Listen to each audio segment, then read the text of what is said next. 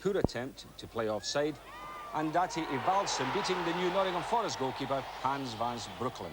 But 2 minutes later, though, Iceland lost the concentration at a free kick. Dick Schernacker of Ajax left with a simple header. So Iceland won, Holland won the final. Yeah. And here's Owen. West Germany rather retreating. Goddard, and it's opened up for Owen!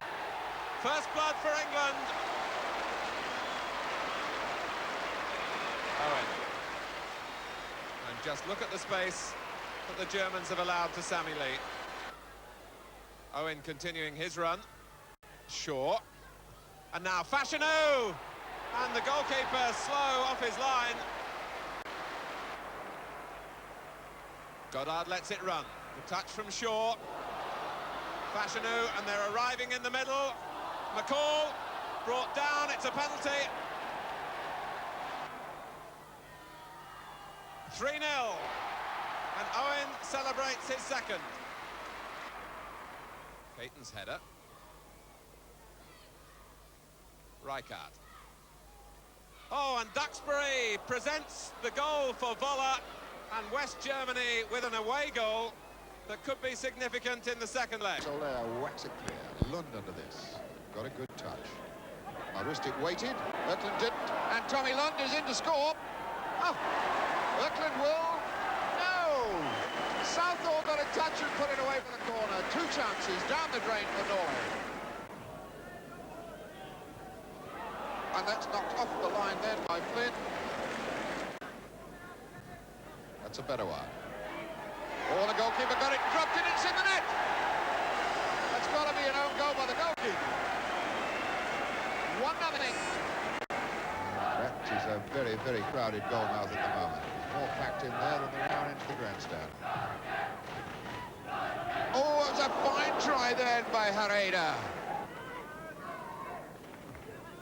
Stick jumping high. Johnson. And here goes Tommy Lund. Lund against Southall. Oh! In Group 7, the Republic of Ireland in the green shirts conceded a goal in the first minute to Holland in Rotterdam. Dick Schernacker of Ajax arriving beyond the far post. Ireland went further behind 19 minutes into the second half. Ruud Gullit getting past Chris Hughton and shooting powerfully past Jim McDonough. 11 minutes from time, though, the endeavour of Liam Brady gave Ireland some consolation. Brady winning the ball deep inside the Dutch area and providing the opening for Jerry Daly. But it finished 2-1 to Holland. In Group 2, a crowd of only 3,000 in Helsinki saw Portugal in red gain a comfortable victory over Finland. Nene, the experienced Portuguese international, getting the better here of goalkeeper Izohaho after 15 minutes. Portugal in control for much of the game, but they didn't add to their lead until the very last minute from Oliveira's free kick. Finland 0, Portugal 2. Group 6 provided the widest margin of victory in Wednesday's European Championship matches. Austria's 5-0 win over Albania, beginning with Max Hagmeyer's header. The second came from a clever Austrian free kick, skillfully taken by Felix Gaselich. The third goal was an absolute disaster for Albania. Striker Kolar back defending at a corner, volleying crazily past his own goalkeeper. We see the fourth goal in slow motion. Albania unable to clear yet another free kick, and the ball finally pushed out by goalkeeper Lurashi, but straight to Heribert Weber, who was left with a simple tap-in. A totally one-sided game in Vienna, and Karl Brauneder marking his appearance as a substitute with a final goal. Austria 5, Albania. Christine saw them make a convincing start in Group 1, boosted by this own goal from the Swiss defender Heinz Ludi in only the second minute of the game. Ludo Cook, who had such a fine World Cup, made it 2-0 3 minutes into the second half. Cook, such a fine striker of the ball, with his left foot, driving his shot past Eric Burgner. Belgium produced another clinical move 8 minutes from time, finished off by their prolific striker Erwin van den Berg. 3-0 in Brussels, and plenty for Jock Steen to ponder on. Rangers' Robert Pritz on the ball here, lined up for Sweden against Czechoslovakia in Group 5. All the goals in Bratislava in the second half, Petr Janečka giving the Czechs the lead in the 47th minute. 6 minutes later, Czechoslovakia scored again. The cross from Pokluda and Janečka on target for a second time, and the game seemingly over. But Sweden struck back with 2 goals in the last 2 minutes. The first, a cleverly hooked shot from Mats Ljungblad. Ljungblad on as a substitute for his first international appearance. And his effort set up a frantic finale, with Sweden producing a dramatic equaliser from Ulf Eriksson. Greeks attacking the goal to the right, and in fact they scored twice in the first 25 minutes. The first from a penalty. Watch for a challenge by inexperienced teenager Bechet pulling down Dimopoulos, and there's a bit of a suspicion about the penalty taken by Anastopoulos, and that looks like a shimmy there. I thought that was illegal, but the Greeks won up after 7 minutes. The conditions really were terrible, very wet indeed. England manager Bobby Robson there to see the Greek star Mavros. He didn't play, but it was this man Anastopoulos who stole the show. Suspicion of offside, but the trap is beaten. He goes round the keeper Moes, and just enough strength on the ball. 2-0 to Greece, the result. The fact that young England in the cherry red shirts had never seemed in danger of losing this UEFA final. And when captain Sammy Lee delivered this perfect ball to Mike Duxbury 5 minutes into the second half, the cup looked as good as won. The aggregate score was now 4-1 in England's favour. The Germans had included their World Cup player Pierre Littbarski in the under-21 side in an attempt to retrieve the final, and it was his goals that kept German hopes alive. Littbarski scoring the first of his second half hat-trick from Engels' cross. 13 minutes from time, there were 3 quick goals. Look for a fine turn here by Dave Hodgson, and then a pass neatly controlled by Paul Goddard and pulled to one side before being knocked into the corner for a very neat goal. This corner led to the Germans getting a controversial penalty. Littbarski was the man who went down, challenged by Steve McCall, but Terry Fenwick of Queen's Park Rangers clearly thought that the little winger had made a meal of it. Littbarski didn't let the protests affect him and scored from the spot. And 3 minutes later, Littbarski completed the hat-trick, this time knocking in a free kick from Johnny Otten. But victory belonged to young England, 5-4 on aggregate. Northern Ireland in the dark shirts were a goal down after just 3 minutes. The Austrian captain Prohaska plays the through ball, and Schachner is the player who proves too difficult to stop. When these teams met during the second phase of the World Cup, Northern Ireland enjoyed a 2-2 draw. Schachner didn't score on that occasion, but proved Austria's match winner tonight, holding off the challenge here of Jimmy Nicol before pushing the ball wide of Jim Platt's dive. 5 minutes before half-time, Austria scored their second goal, and again it came from that man Schachner. But Northern Ireland might reflect on their poor covering for that corner kick. Yurtin was the man who took it, but just look how much freedom Schachner is given to get in his header. Although Platt gets a hand to the ball, he couldn't keep it out, and 2-0 was the final score. So Austria's win keeps them top of the table with maximum points, having already defeated Albania 5-0. Yet to play in this group, though, are Turkey and the West Germans. Kevin Moran. Michael Robinson to Ronnie Whelan to Frank Stapleton. Yes! That's a beautifully taken goal by Frank Stapleton. Robinson and Whelan were involved in the build-up, and it was marvellous finish by Stapleton.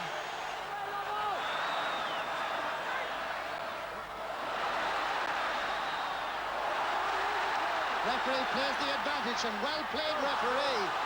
Here's Waddock. Linesman flagged for a foul on Lawrence, and referee said play on. So the attack is still good, and Tony Grealish has scored, but it doesn't count. Offside. Offside against Grealish. The crowd want a big kick upfield, and Seamus McDonough obliges. Robinson breaks through for Grealish. And it's there! And the crowd was right. Well, there was no scoring in the first half, but the deadlock was broken in the second, 8 minutes in. After this excellent piece of play, and a very typical piece of play by John Robertson. Watch John walk. How often he has done that. It was no more than Scotland had deserved, who had attacked persistently throughout the first half without any luck at all. This is excellent finishing against an extremely tight German defence, the ball proving far too elusive eventually off the head of Walk, with Rudolf Veit a little bit slow getting down there. The game was clinched 15 minutes to go with an excellent goal by substitute Paul Sturrock of Dundee United, who'd come on in place of Ali Brazil. A finish worthy of John Walk himself. But watch the work of John Robertson, singled out by the East German manager after the game as the outstanding player on the field. An almost incredibly tight position at the line, gets it across for Scotland's Player of the Year to put it away. Check through to Litvarsky, and now Rummenigge. That's easily done by him. Rummenigge. Here's Litvarsky. Rummenigge's arriving. Oh, it's there.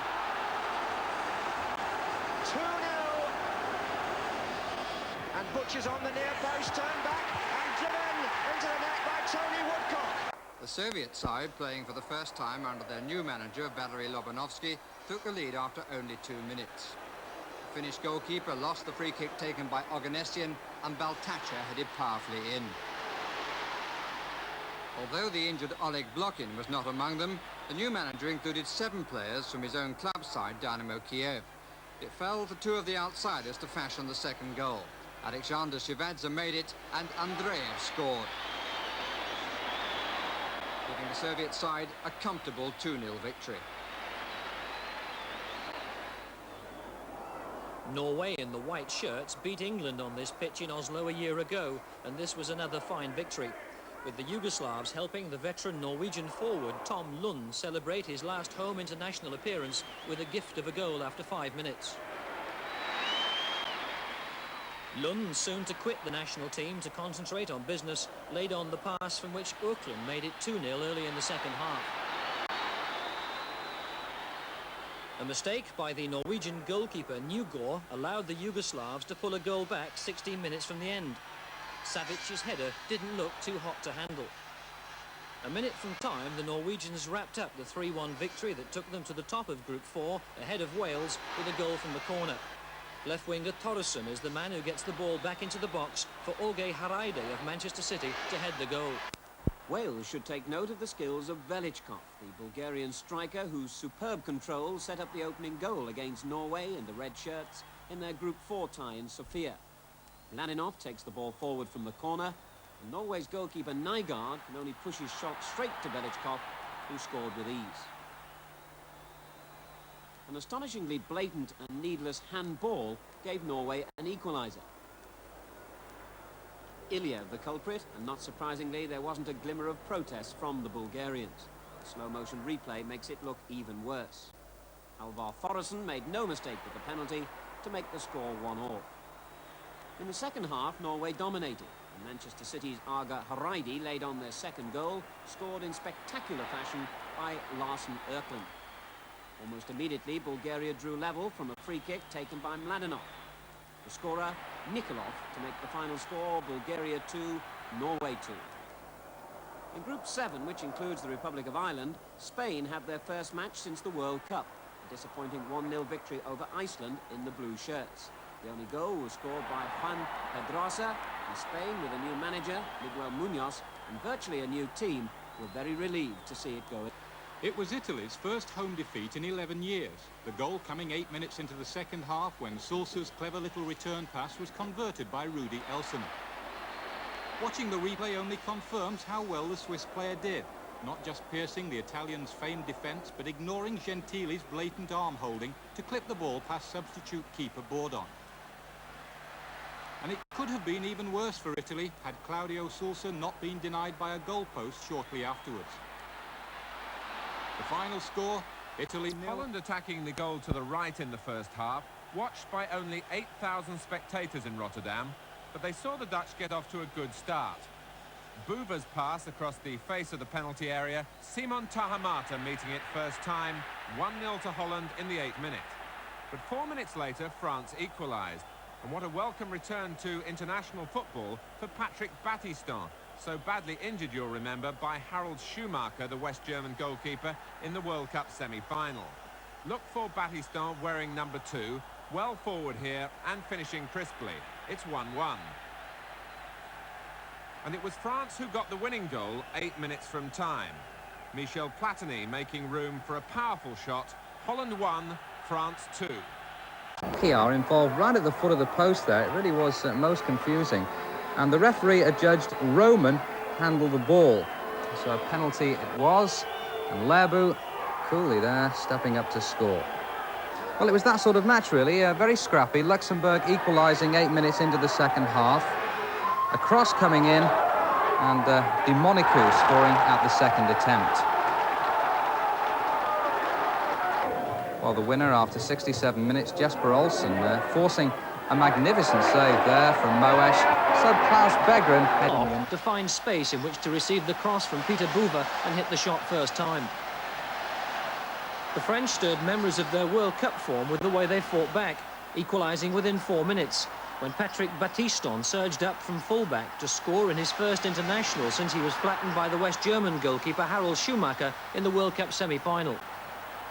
The French won the game with a goal 7 minutes from time that showed all the skills of Michel Platini. The ball... Antonioni's cross and Altobelli on his own ground with the header. But the Czechs put in a battling performance, and they drew level after 26 minutes. It's Dino Zoff in the Italian goal. He equalled Bobby Moore's number of caps, 108, but beaten there by that shot from midfield player Jiri Sloop. He had quite a game, Czechoslovakia's new midfield player. Into the second half now. It really is a slog in the mud there, and the Italians take the lead once again, although there's a wicked deflection, you'll see, at the end of this run from Marini, beating the Czech keeper. But Italy haven't beaten Czechoslovakia for 30 years. The pitch didn't give them too much chance to show their skills. And this is the Czech equaliser. A good long run, and Chalupka makes... The English fans were abused and spat upon as they went to their enclosure, guarded by scores of the 1,500 police on duty. Some responded with provocative gestures. One showed a knife, which police confiscated.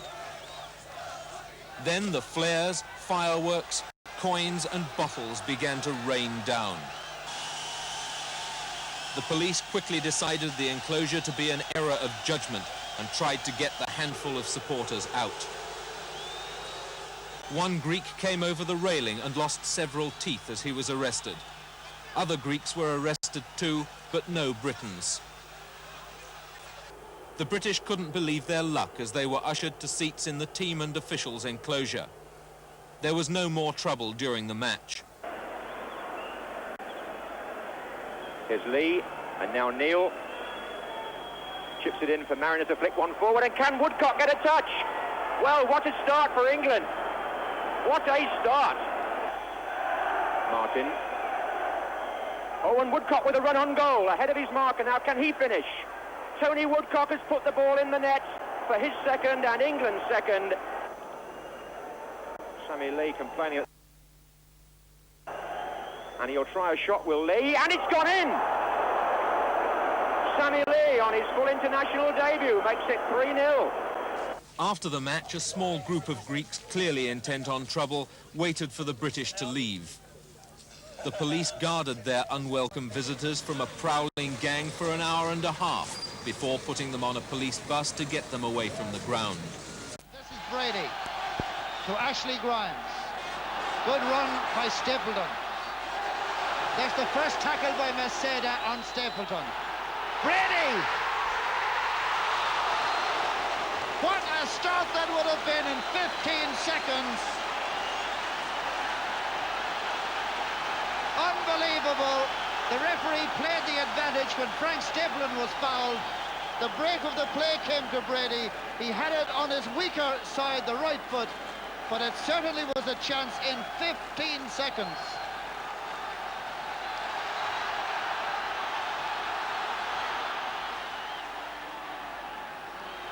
Senor. Less than a minute gone, and already there are indications that this indeed could be a pretty physical game.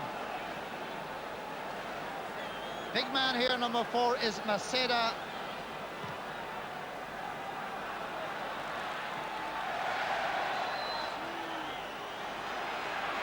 Victor will be Liam Brady's marker today. Senor. Good challenge by Grealish. Grimes to Michael Robinson. An attempted body check survived. Shot by Grimes! Ashley Grimes! What a start for Ireland! Oh, a marvellous goal.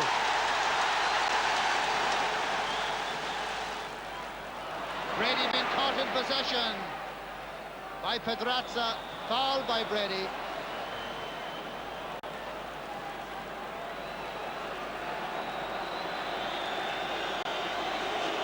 Many in the crowd unimpressed by the performance of Pedrazza on the turf.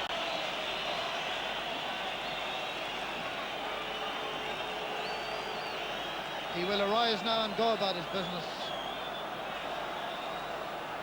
And that's Godillo about to take the free kick for Spain. 1-0 Ireland lead. 14 minutes to the half-time break. Drops to Maceda! Walloped it! 1-1. Maceda, the big centre-back, came forward. The free kick taken by Godillo. And the number 4, Maceda, walloping it to the net.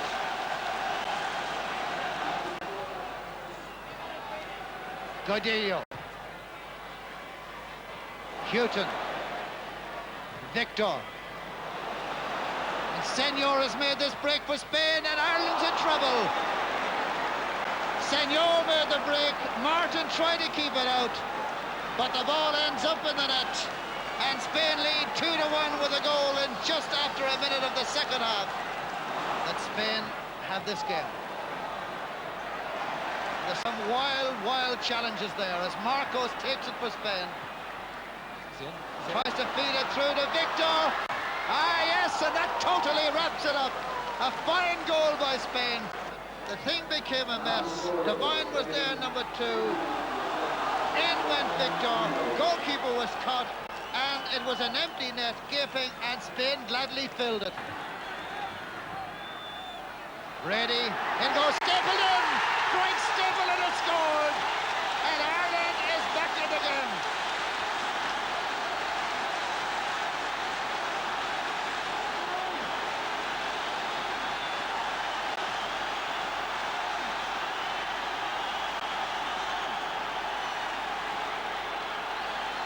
Liam Brady's free kick, a copybook header by Stapleton, and his 9th goal for Ireland in 30 internationals. Brady's corner, the flick on, the lock on, and it's taken off the line by Orcanada. Mickey Walsh trying to get it in, and what a miracle escape for Spain as Brady's corner came over. That was really one that will be talked about for a while.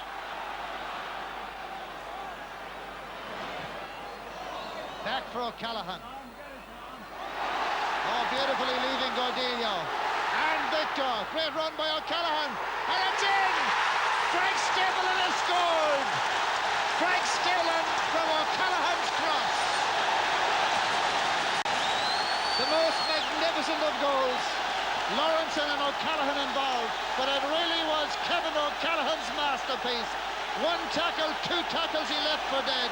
The cross to the far post, and there was dead-eyed Dick Stapleton for his 10th international goal. Believe me, we could have beaten them 3-0, and we deservedly won that game. Ian Stewart will try one, and he scored! Ian Stewart has done victory against one of the world's most powerful football nations, and with typical Irish whimsy, the scorer, Ian Stewart of Queen's Park Rangers, had never before scored a goal even in league football. The West Germans will still surely qualify from this group, but Northern Ireland had the approach work of Brighton's Michael Robinson to thank for the opening goal. But the shot coming up from Manchester United's Ashley Grimes brought the crowd to their feet in delight. Superbly struck, and internationals in the Republic are always exciting occasions. Spain, though, determined to atone for their flop in the World Cup finals, got back into the match when blonde defender Massadar joined the attack for a free kick and scored with that fierce volley. 1-1. In the second half, a slice of misfortune befell Newcastle United's Mick Martin, who was celebrating completing 50 caps for the Republic. He slid the ball into his own goal to make the score 2-1 to Spain. At this stage, the Spaniards were inspired by the little midfield player Victor, who missed the World Cup with injury and was never truly replaced. He made the score 3-1 and seemed to have put the match beyond the reach of the Irish.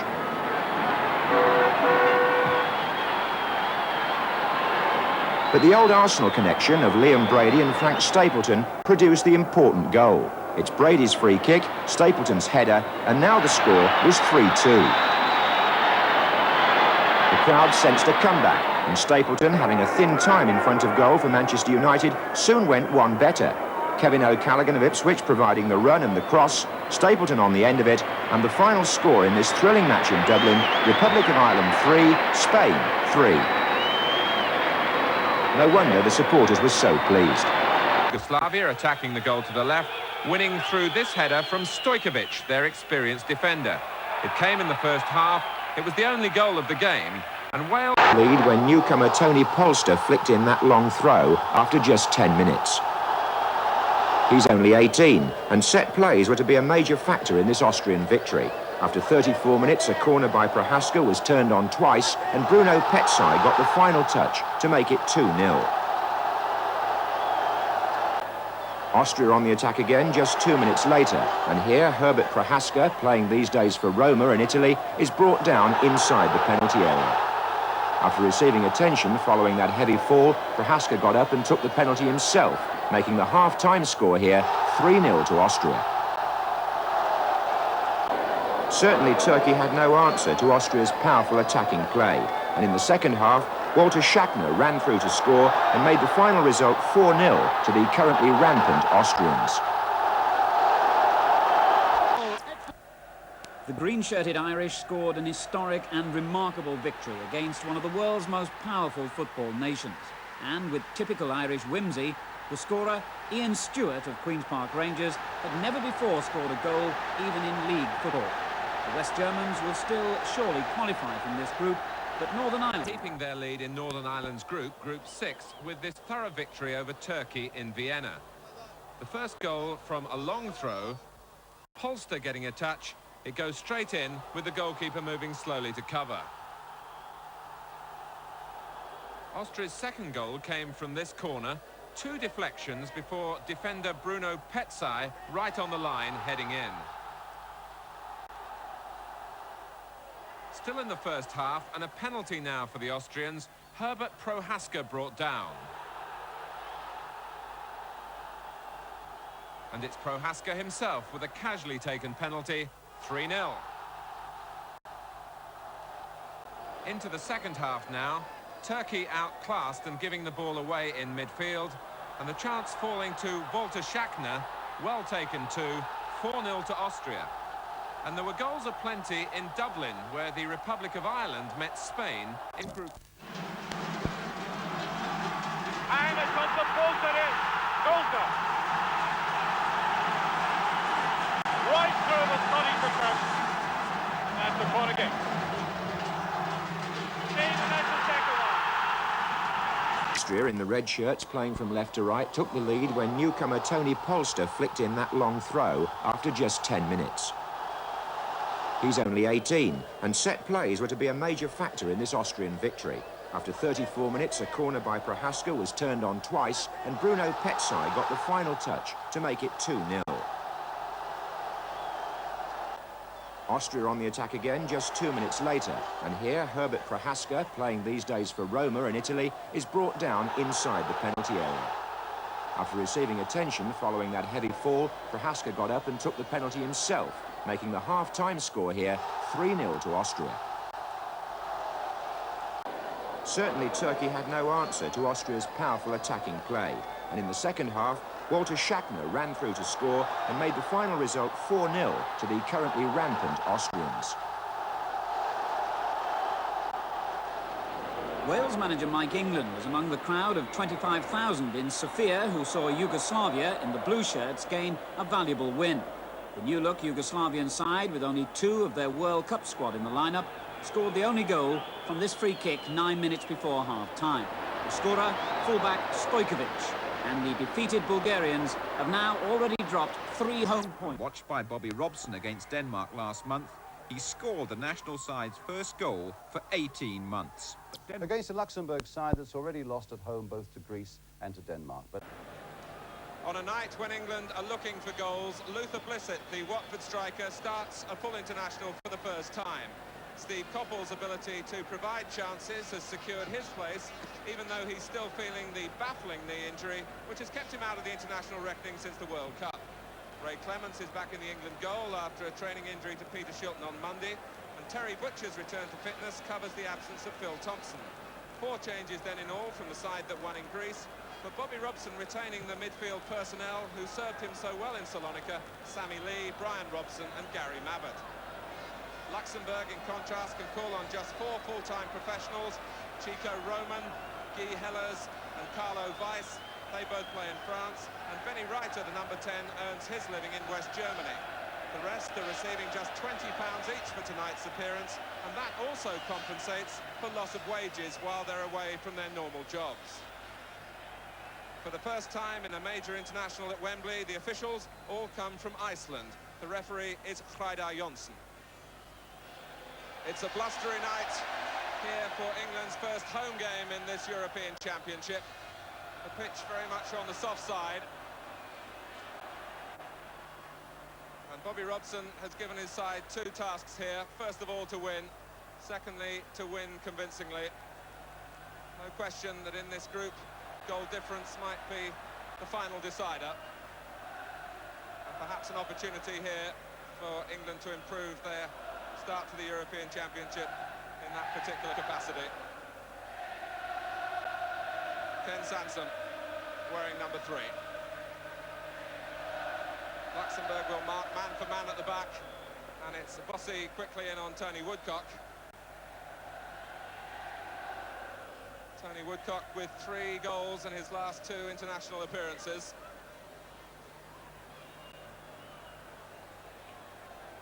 England have the throw. Ken Sansom looking to take it long, and the delay was while Alvin Martin got forward to join Terry Butcher on the near post. It's Butcher who makes contact, and a good save by Merce. Blissett claims it was over.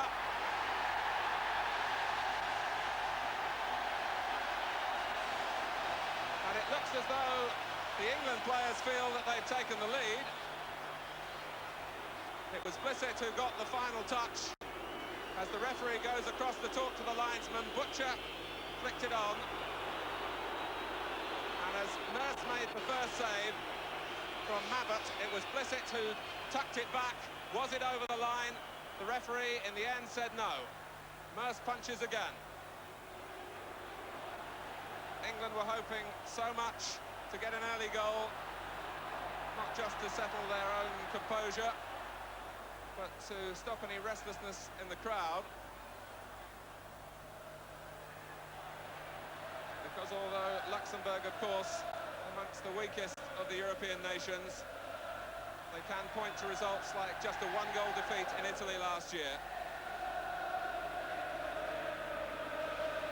But it was the despairing lunge from Jean Merce in Luxembourg's goal that in the end the referee said did enough to keep out Blissett's effort.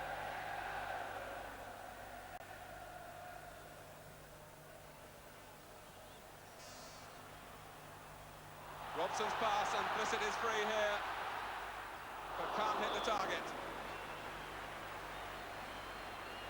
But encouraging space for England to create.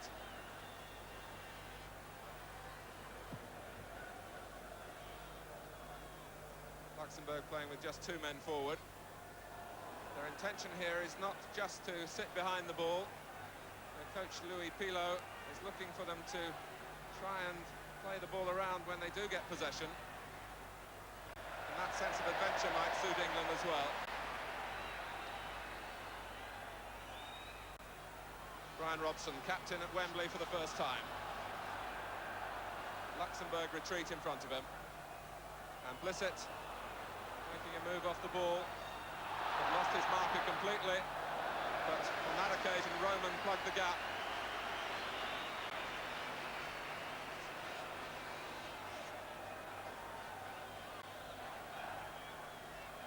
Again, both central defenders are forward. It looks as though they're concentrating on the near post, Martin and Butcher. And it's Martin, comfortable for Merce, who'd stayed on his line, from Alvin Martin's header.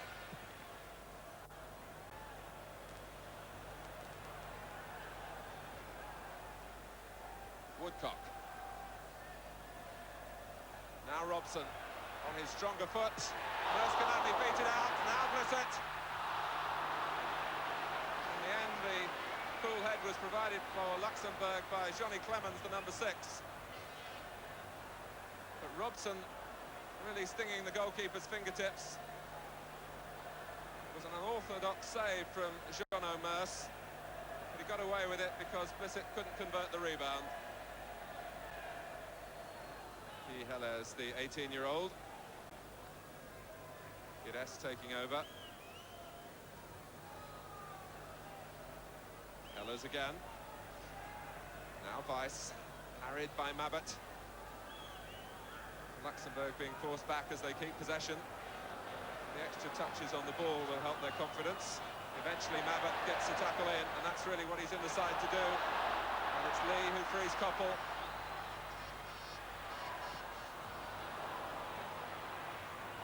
Robson wins it back.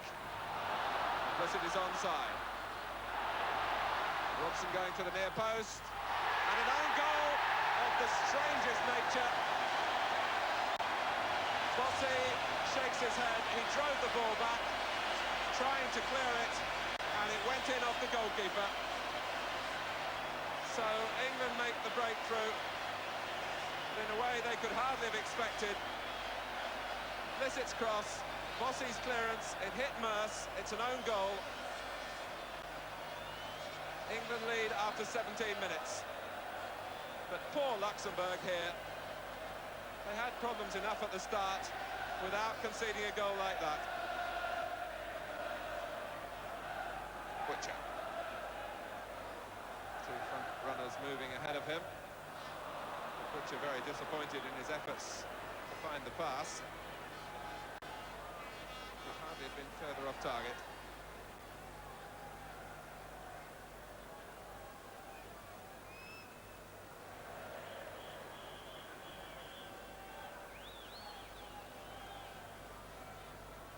Sanson with the throw.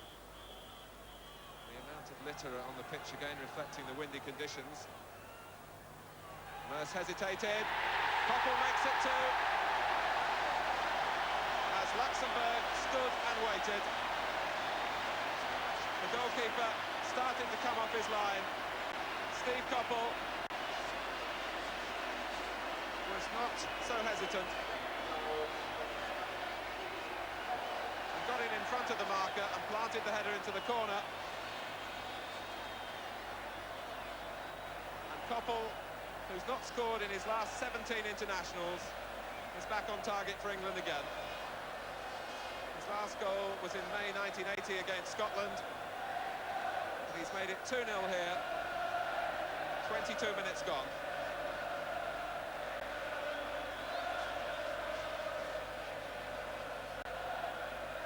Mabbutt.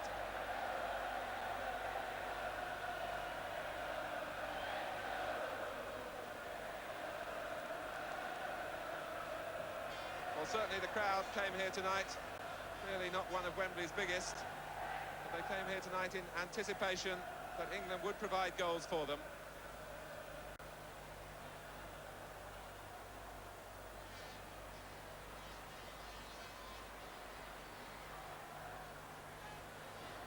They've seen 2 goals in the game's first quarter.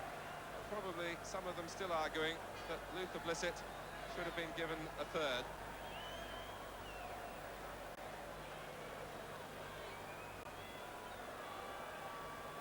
Sanson.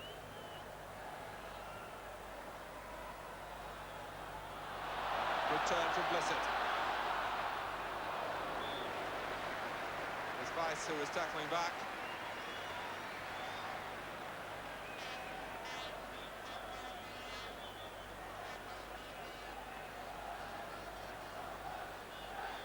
Butcher making his way forward, Martin there as well. It's Woodcock who's waiting on the far post as we look. Went beyond Woodcock in the end. And he manipulates another corner for England. Every time the ball is played across the face of the goal in the air, Luxembourg look in severe difficulties. Dresch, though, this time meeting it on the near post. Fine ball by Neil. Here's Koppel. England just waiting to provide the touch in the middle. Well, Luther Blissett with club and now with country does get into good scoring positions. But if there has been a criticism of his game, he doesn't finish a high proportion of the chances that come his way. And just look how many players England had waiting to turn in Koppel's cross. But Blissett put it over.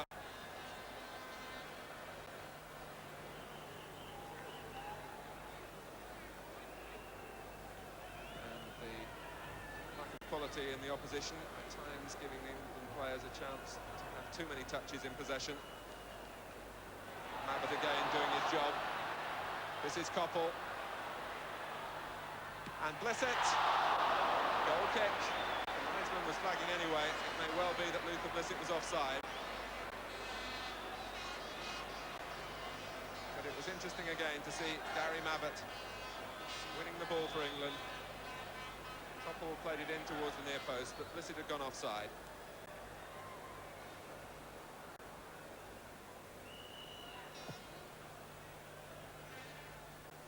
Butcher, a header that drops here for Sansom.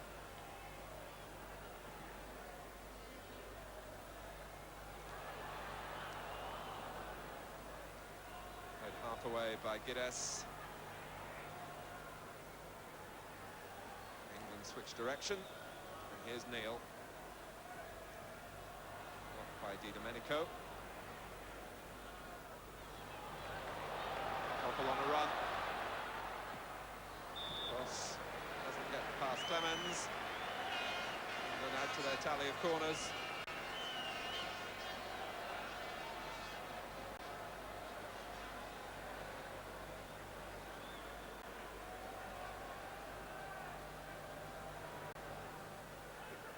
Martin. 3-0, Tony Woodcock.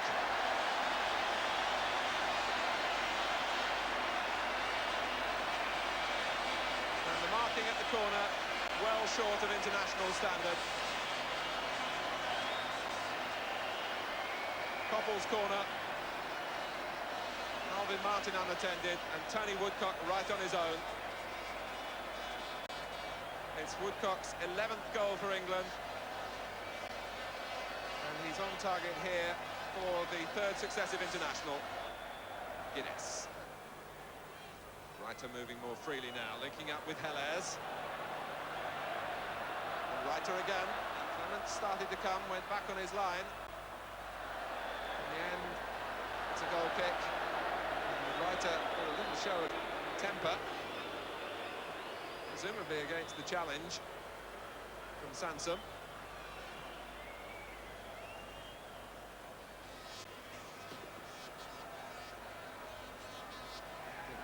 For a moment as though Clements might be called into action for the first time in this first half.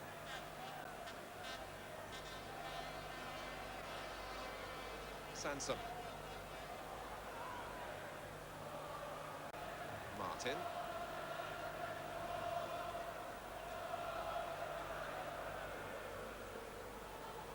Now Lee. This is Neil. For Robson.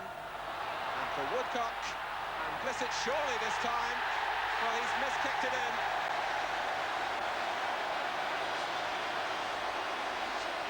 For Blissett, it's gone almost everywhere except the back of the net in the first 45 minutes, and when he was left with the most open of goals, even then the touch wasn't sure, but it crept over the line almost apologetically.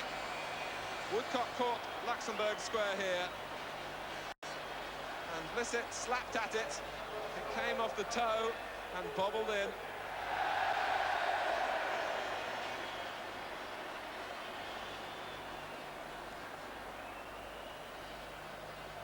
So he gets a goal in his first full international, played here as a substitute for just 9 minutes against West Germany. To the delight, I'm sure, of the many family that have come as his guests tonight. And it means that England now lead 4-0 with a goal in the last minute of the first half.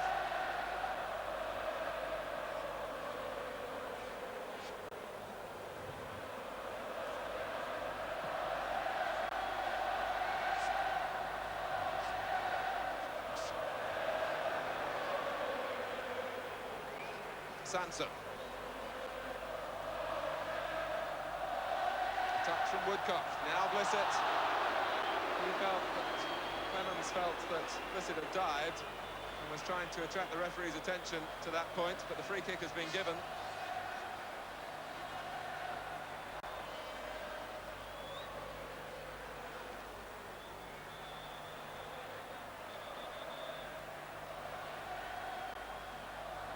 Steve Coppell, the England player who's joined the wall.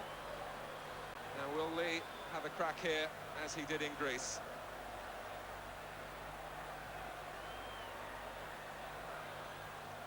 Robson over the ball with Blissett. England waiting their moment. And it may well be that they'll run out of time. It is half-time, in fact. But Luxembourg, as expected, have come as lambs to the slaughter here. John O'Merce beaten in unfortunate circumstances. The first goal will go down as an own goal against him. And after that, Steve Coppell quickly made it 2. Tony Woodcock got a third. And then Luther Blissett on the stroke of half-time, sending England into the dressing room, leading Luxembourg here by 4-0. We'll take a break. Join us again for the second half. Welcome back to Wembley. England with already 4 goals in the bank. It could easily have been 5 as we look again at this incident in the second minute of the game. Gary Mabbott's header. Maybe Luther Blissett was in an offside position, but certainly the referee allowed play to go on and adjudged here that Merce made a save when it may well be that the ball had crossed the line. And Luxembourg using a substitute for the second half. It's Alain Nuremberg. Looks as though Marcel Di Domenico is the player he's replaced. So Luxembourg can hardly be looking forward to the next 45 minutes. Perhaps one target for England. 7 goals they scored here against Austria in 1973. They're on the attack straight away from the kick-off. Woodcock finding his effort stopped by Roman, painfully too.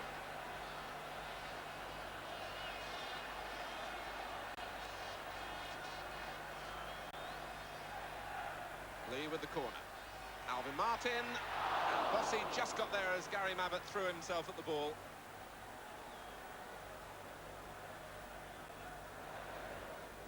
Robson. Here's Butcher. Blissett. Defensive work by Johnny Clemens. Spoiled by the pass. Perhaps grateful for the involvement.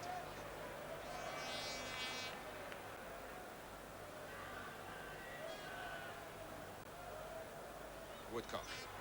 First time touch from Abbott. And now Robson. Half stop by Roman and Blissett. Gives another chance wide. Oh, they're adding up to a catalogue of misses for him. It must be said that it came quickly across the face of the goal. Robson involved initially. It broke here for Coppell. Blissett stretching, couldn't divert it onto the target. Robson has come down to the touchline from his seat in the stand, and the first consequence of that is that Mark Chamberlain is warming up.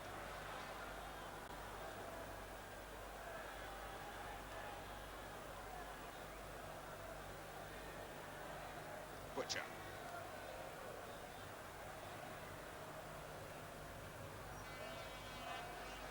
Again.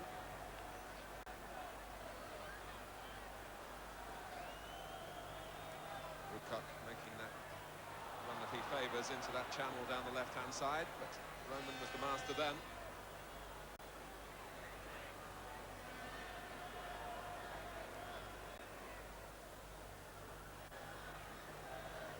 Weiss. Here's Nuremberg. England for once caught a little square. And Luxembourg's first real shot in anger. Hammond's dropping to his right by the near post. And it's come after 62 minutes from Alain Nuremberg, the substitute.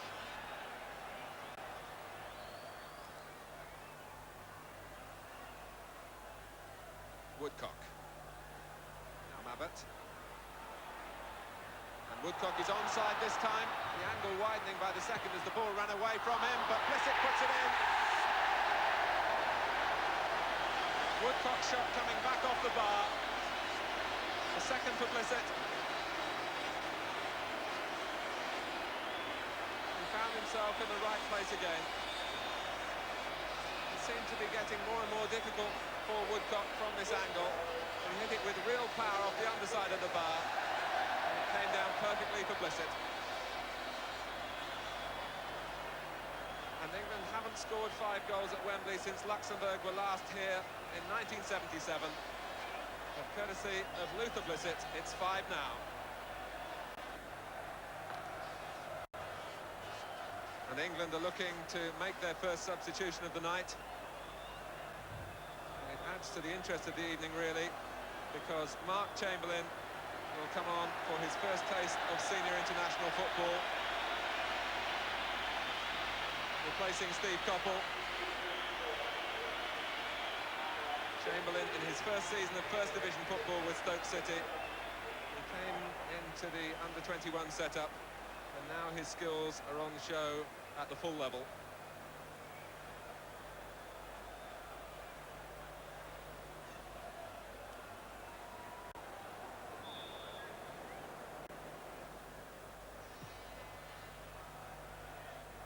Chamberlain has immediately come wide on the right, as expected. He's got just over 20 minutes.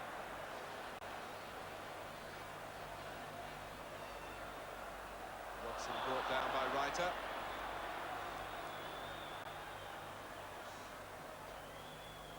Certainly been a game without any animosity. Robson again. Now Butcher.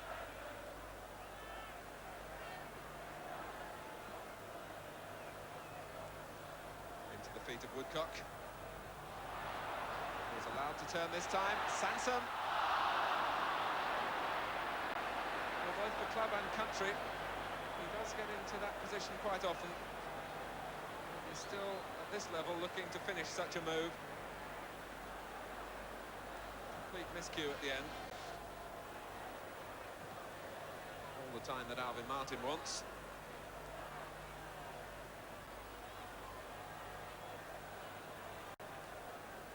Plenty of movement ahead of Butcher here. Sansom. With one touch from Woodcock. Sansom linking up again.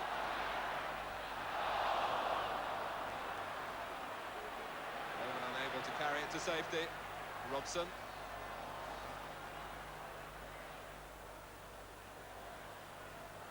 Here's Woodcock. Chamberlain had gone to the near post. Sansom. Finally played in by Butcher. It's a goal that Mark Chamberlain takes the credit for. They all jumped together, but it was Chamberlain who headed it into the corner. He's been on the field barely 5 minutes in his first international. Terry Butcher supplying the cross. Well, he was hardly brought on to do that. It's 6-0, a moment that Mark Chamberlain will never forget. Finding himself in a central position,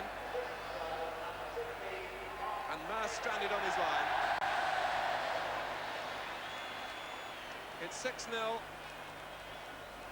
and England prospering here through the new brigade.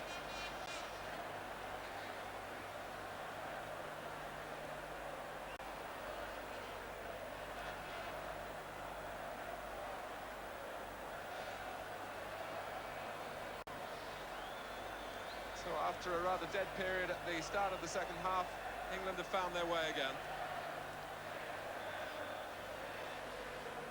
And they're running out of room on the scoreboard.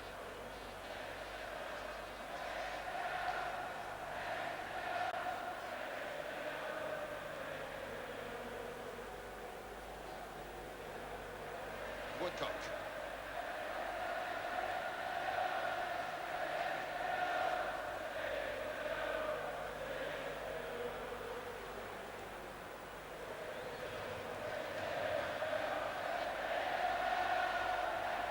One-sided it may be, but those who have made the journey to Wembley tonight are thoroughly enjoying it now. Lee, who handled. May well give the referee a chance to notice that England want to make their second substitution. His attention hasn't been attracted yet. And Glenn Hoddle, whose omission caused something of a stir, will get a taste of the action in place of his Tottenham teammate Gary Mabbott. But not for a moment.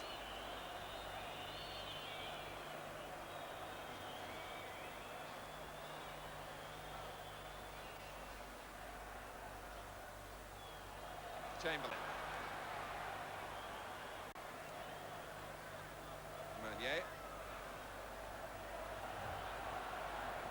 On from Blissett. Here's Chamberlain. Roman's drawn out of the middle. And Chamberlain passed him so easily. For that moment alone, many of the crowd will take away with them as a special memory. Now England can introduce Hoddle. Mabbott, who's not been fully fit with thigh trouble. But Glenn Hoddle, for so many, the enigma of the English game. He's back in the full international scene for the first time since he played against Kuwait in the World Cup. If the second substitution works as well as the first, Bobby Robson will be well pleased.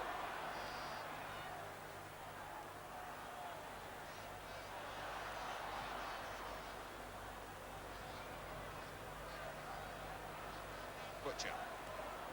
Roman has played Sansom onside.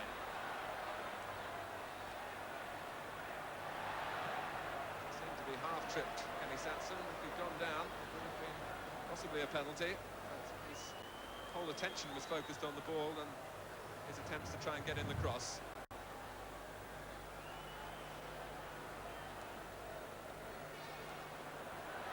Now Robson. Bossy was the defender who was caught short. Robson, off the inside of the post and out. Nurse was nowhere near it. And Robson can reflect on the narrowest of misses. Completely lost Bossy on the turn. But no luck for the England captain. Woodcock, again using the first touch to good effect. Here's Neil. And Woodcock. It was a move that deserved the finish.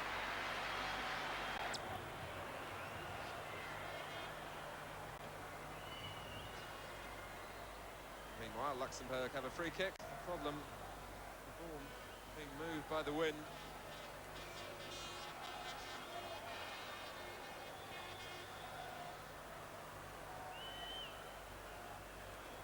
And given the difficulties in the conditions, England can look back on this match with some pleasure.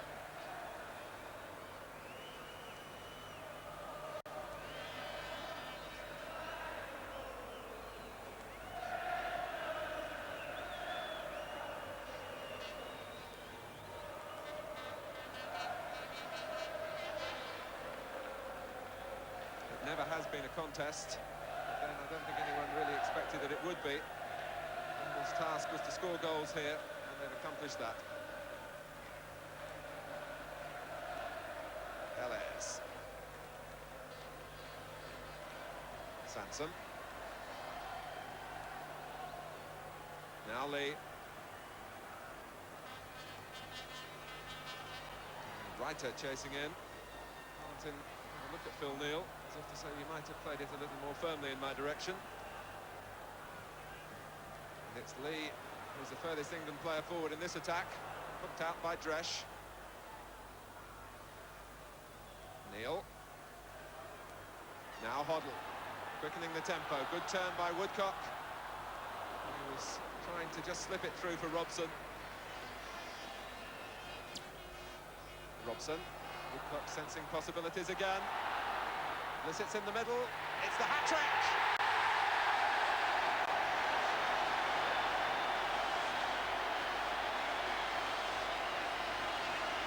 Well, it could have been a night when they might have remembered the misses by Blissett in the first half, but now they'll remember that on his first full appearance for his country, he's got a hat-trick, a close-range header here from Woodcock's cross.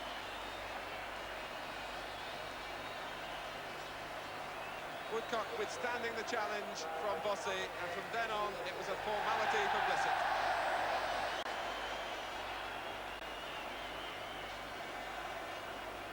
It's 7-0. And you remember the 5 goals Malcolm McDonald scored against Cyprus. That was the last time that an England player got 3 or more in a full international.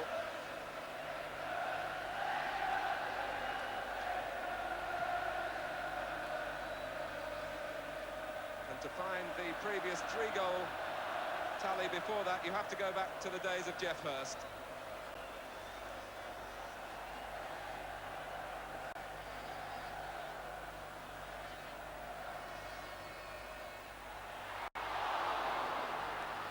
Hurst just touching it away.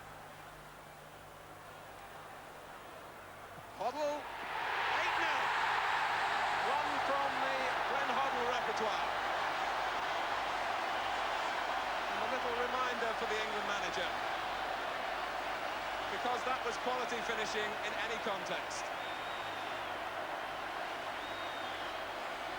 Guided back by Robson, no nonsense with the volley, and you have to have superb technique to do that, and there's no doubting the technique of Hoddle, even though he was stretching.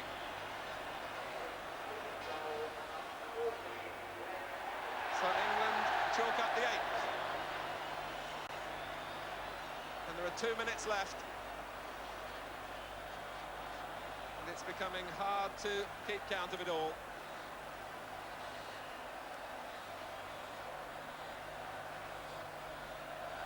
Well, it wasn't the most commercial international on paper. The Football Association even asked Bobby Robson to take part in their advertising campaign to get a crowd here tonight. Those who have ventured out in the middle of December, when they might have stayed by the firesides, have seen a match that they'll remember. Not for the nature of the contest, but for the night that England found the target.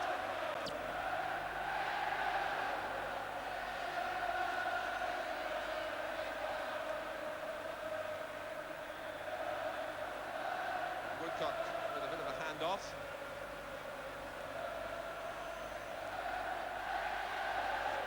Nuremberg. England having to do some defending for a change.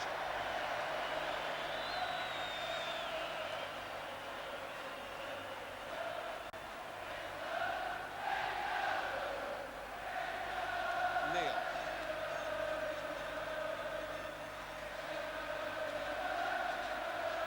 Robson.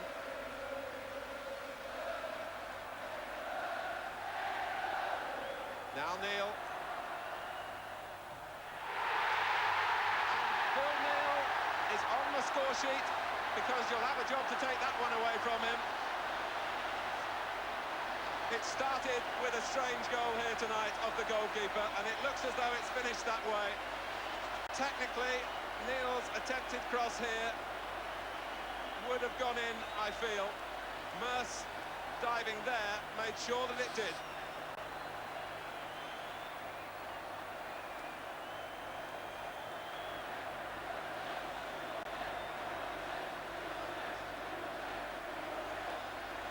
In 1961, when Bobby Robson was a player, England won 9-0 in Luxembourg. And now Robson Wilson's team have emulated that achievement. And the England manager had two objectives here tonight. First of all, to get the victory, and secondly, to win convincingly, and you can hardly ask for a more convincing... Qualificatif pour l'édition 84 commence entre 32 pays divisés en 7 groupes. Dans le groupe 1, l'Écosse et la Belgique sont favoris. Dans le match qui les oppose, Kenny Dalglish permet aux Écossais de mener 1-0. Mais l'équipe belge, devant son public, parvient à égaliser grâce à son buteur Erwin van den Berg.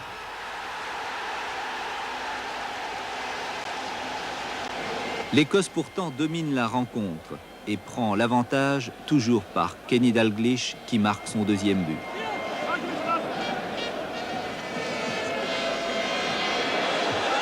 L'Écosse mène alors 2-1.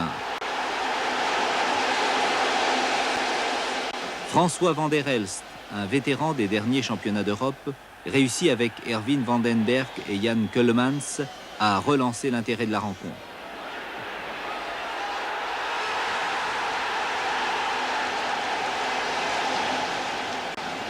Et puis, c'est le but de la victoire signé van der Elst dans les dernières minutes. L'Écosse a la possibilité d'égaliser, mais le pénalty arrêté par Faf assure à la Belgique une place pour la phase finale. Said it was one of the most dramatic games he'd ever seen. Wales, attacking from left to right, scored after only 5 minutes. Ian Rush's shot rebounding to the scorer, Brian Flynn. Yugoslavia's equaliser came from a corner, the scorer Svetkovic, but Wales failed to heed the warning. 3 minutes later, as the slow-motion picture shows, another corner, again taken by Trifunovic, had Dai Davis in trouble, and Šivkovic made it 2-1. Worse was to follow as Wales went 3-1 down when a cross from the right by Deveric found Kranjčar unmarked in the muddy goalmouth. However, before half-time, Wales pulled a goal back thanks to a dreadful mistake by Yugoslav defender Nikolic. An open invitation for Liverpool's Ian Rush to score his 18th senior goal of the season and make the score 3-2. In the second half, Wales again fell victim to a Trifunovic corner, with substitute Jesic making it Yugoslavia 4, Wales 2. Brian Flynn gave Yugoslavia a taste of their own medicine when his corner produced a first-ever international goal for fullback Joey Jones. Yugoslavia 4, Wales 3, but the drama wasn't complete. A free kick touched on by Flynn to Robbie James brought Wales their equaliser, and later another shot by... Dalglish has Archibald ahead of him. That's a good pass for Archibald. Back to Dalglish. And Scotland take the lead. A marvellous opening. 12 and a half minutes of the first half gone. That was a beautiful inch-perfect pass to Archibald, who, to be fair to him, did terrific then by squaring it and letting Kenny run through, only goalkeeper to beat. That was a well-executed goal, tremendous goal. Hughes playing it short, Evander's missing. Cook for Cowton. This is where his pace could be so dangerous for Scotland. Van der Elst is there, there's Van den Berg. And that's the equaliser. But this boy has got such a lovely left foot that every time he knocks the ball into that box, he's so active. That was a superb ball. Leighton did very well as it happened to come out and challenge for it, but the Belgians got the break. It dropped lovely for Van den Berg, and that's it, 1-1. Well, Scotland happily putting passes together in the Belgian half. Archibald needs some support. Certainly done plenty of running in the match so far for Scotland. Dalglish. Well, that's a great turn by Dalglish. Chance now on for Scotland. Dalglish in his best. And that is a goal to remember. Marvellous play by Kenny Dalglish, and if anyone cares to question his ability in a Scotland jersey, let him look at that goal again. Absolutely magnificent. Perhaps the only man in the United Kingdom who could have done this. Great play, and look at the finish with the left foot. Walter Muse. Van den Berg took up good position, so did Keulemans. Great play from Belgium. Van der Elst. And this time it's the Belgians time to celebrate. François Van der Elst, the hammer of the Scots. Does it again. There's Ceulemans again, and lots of space for Belgium. This might be the man to tear Scotland apart. Van der Smissen to Van der Elst. And Van der Elst celebrates in typical fashion as Belgium take the lead for the first time in the match. Stark to Souness. Souness is brought down. That's a penalty kick. Foul by Ceulemans. Referee Garrido, no hesitation at all, and now we are facing a most crucial penalty kick for Scotland. Now Gray will take the kick.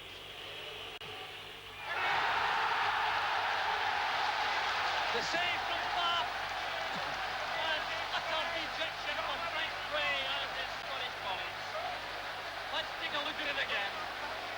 Now, did the goalkeeper move? Let's check on that. Well, there's not much doubt about it. He was away before the ball was struck, but it was still a great save. A truly astonishing match played in atrocious conditions. The pitch was barely playable. Began splendidly for Wales. Just 5 minutes gone when Ian Rush broke clear after this long kick upfield by Di Davis. Although Svila, the Yugoslav goalkeeper, saved his shot, Brian Flynn was able to steer in the rebound. As you see from the replay, it was the determined challenge from Robbie James that created the opening for Rush, who'd be disappointed perhaps not to have scored himself. Brave keeping there by Svila, but Flynn's finishing was cool and clinical. 9 minutes later, Yugoslavia were level. The first of 3 goals resulting from corners on the left by Trifunovic. The diving header from Zvetkovic, squeezing past Di Davis. The second Yugoslav goal on 18 minutes was a similar one. Zivkovic, this time sliding the ball in after Davis had missed the cross. And certainly the goalkeeper at fault here as he dashes off the line. Although in fairness to Davis, timing in such heavy conditions was clearly a problem. So after such an encouraging start, Wales were now struggling. 2-1 down, and 9 minutes from half-time they went further behind from this move down the Yugoslav right. Pranaka with plenty of time to steady himself in the mud and turn the ball in. Good work from Stojkovic that sent Deveric clear on the right. His cross eluding defenders, and Pranaka, who was a constant threat up front, managed to score despite a despairing dive there by Davis and the player on the line, Joey Jones. But the Welsh as ever showed their character, and a minute later Ian Rush, who's been in such prolific goal-scoring form of course for Liverpool, he made it 3-2, an error there by Trifunovic, presenting him with the chance. 3-2 then to Yugoslavia at half-time, but on 66 minutes, the 2-goal lead was restored. Substitute Jesic, this time on hand to score. Once more, the Welsh defence failing to cope with the corner from the left. Davis scrambling as the ball comes across, but he can't manage to reach the ball, and Jesic is there to thump the ball in from just a couple of yards out. But still, the courage of the Welsh shone through, and they almost scored when Robbie James burst clear and struck the bar with this fierce shot that Svila couldn't quite hold. Ian Rush in the area had claimed the ball had crossed the line, and as you can see here quite clearly from the replay, it bounced down just in front of it.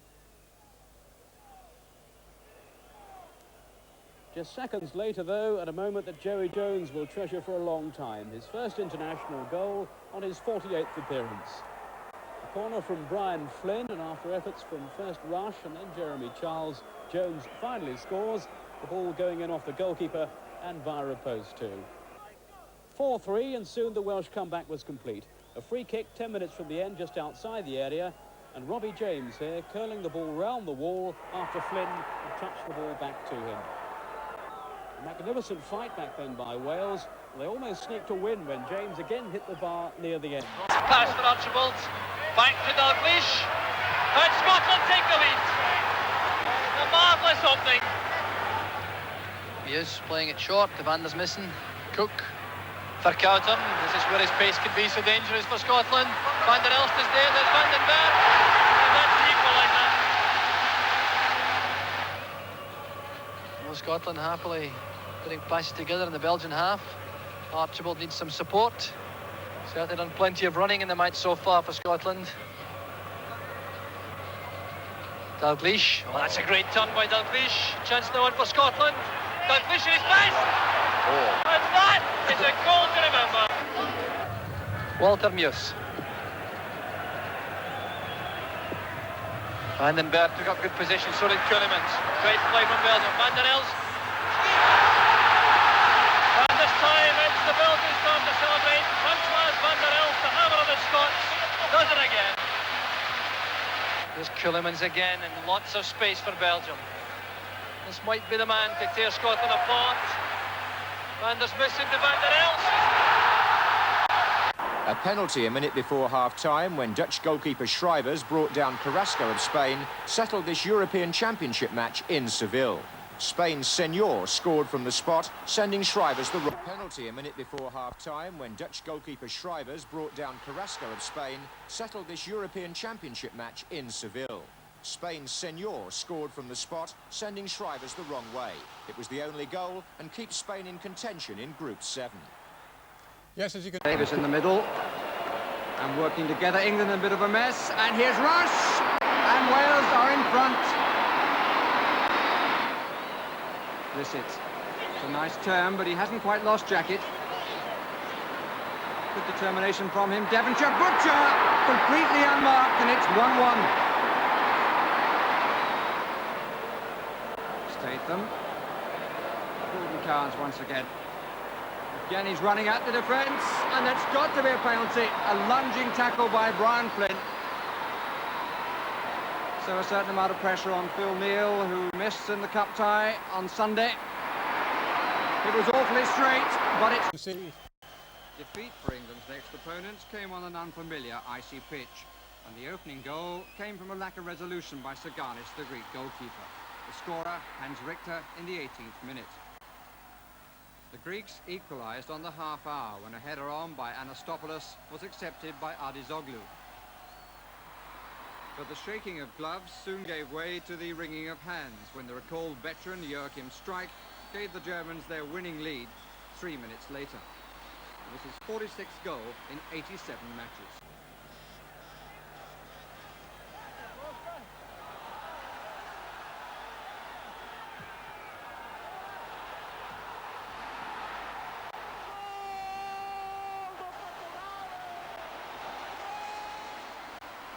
Yes, 1-0 to Portugal and a goal worth a second showing. The cross from the left is by Costa, but it's really the volley from Dito which any footballer would love to emulate. Kevin Ratcliffe. A touch from Robbie James, and then from Davis. And now Rush. He's kept the run going. Blissett again. Turns past Jacket. And Butcher! Well, it was a scramble. Cowans. And Statham and Cowans. Now this time it is a penalty.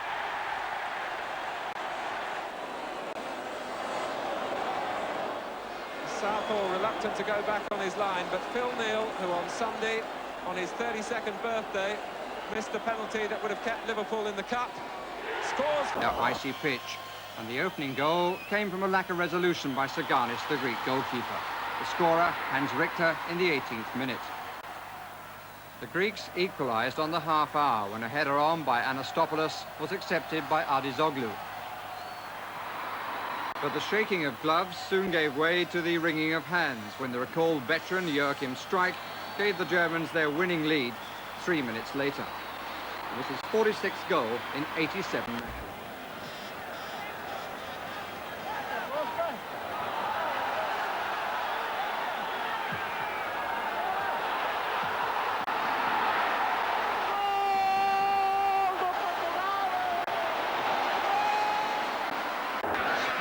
So the first corner kick of the match, and picking his way through the pools of water is Sammy McIlroy, and it looks good. The goalkeeper comes and misses it. Martin O'Neill with the shot, and it's gone in. And Northern Ireland get the early goal they wanted. So another corner for Northern Ireland, laid back this time to Donaghy. Floated in, and it looks dangerous as Brotherston comes on and hits the bar, and it's turned over the line by McClellan. John McClellan gets his first ever goal for Northern Ireland with 17 minutes gone.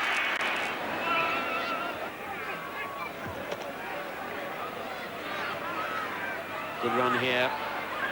Selchuk doing well, and a fine run too. Oh, and Northern Ireland fatally have conceded a goal. Hassan gets it. In Valletta, the Republic of Ireland left it very late in beating the Maltese. But this 89th minute goal from Frank Stapleton was enough to secure 2 vital European Championship points.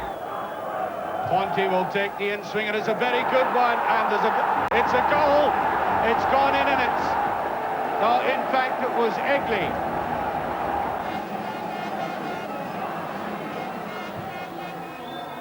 It was an open one, it's the second. Goal there by Herman. Nobody covering him. 2-0. Gordon Strachan. 20 minutes remaining. Scotland 2 down. That's a good ball to Ward. He's done it. Brilliantly taken by Ward. 2-1. Suddenly a lot of lambs have turned into lions. Away goes Nicholas. He's done it! Oh, brilliantly! Oh, what a goal! But you've got to flick on, and Sir Johannes, his luck holds. But you got the touch. But England reduced perhaps now to looking for a flick on from a set play.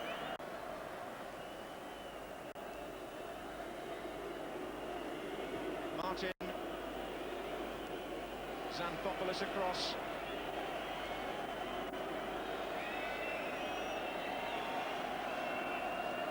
And unfortunately for England, understandably, the Wembley crowd chanting, "What a load of rubbish." Francis, well, they've paid their money and they deserve to see better than this. Possession without penetration.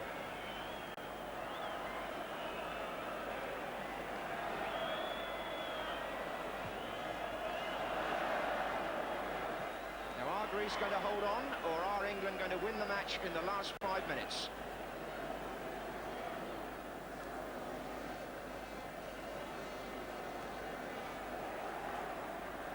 Dundas. And that was a dangerous back pass from the captain Gunaris, and he needed the help of me.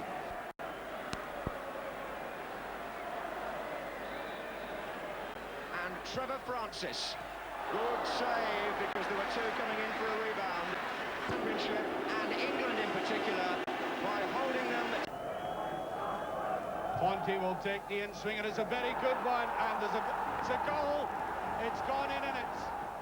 No, in fact, it was Egley. That was put in by Egley. He was close up there. A scrambled sort of goal. And up went the big central defender.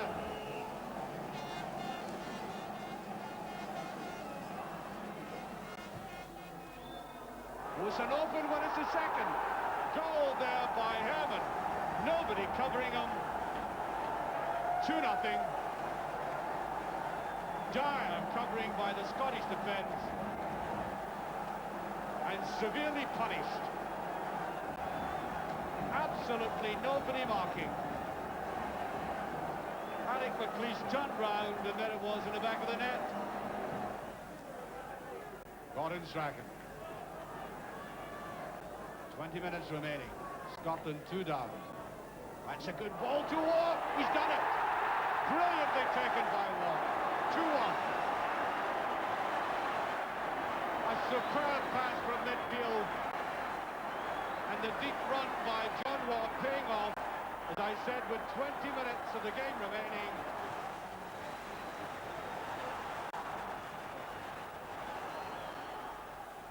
Suddenly a lot of lambs have turned into lions. Away goes Nicholas. He's done it! Oh, brilliantly! Oh, what a goal! Oh, one of the best! And look at this. A touch of arrogance about the way he strode forward and looked beautifully taken. In 3 matches, and now look certainties to qualify. Their opening goal in East Germany was scored by West Ham's Francois van der Elst, a diving header from a cross by Kuhlemann. That goal came 9 minutes before half-time, and although the East Germans came back strongly, it was Belgium who scored again in the second half with a similar move. Van der Smeesen's cross this time, the header by Vandenberg, and Belgium in control. although they did concede a goal 7 minutes from the end, when Strijk, East Germany's best-known player, got a lucky deflection from a free kick to make it East Germany 1, Belgium 2. In Albania, a save by Schumacher and a miss by Coles came before West Germany were able to take control of their match.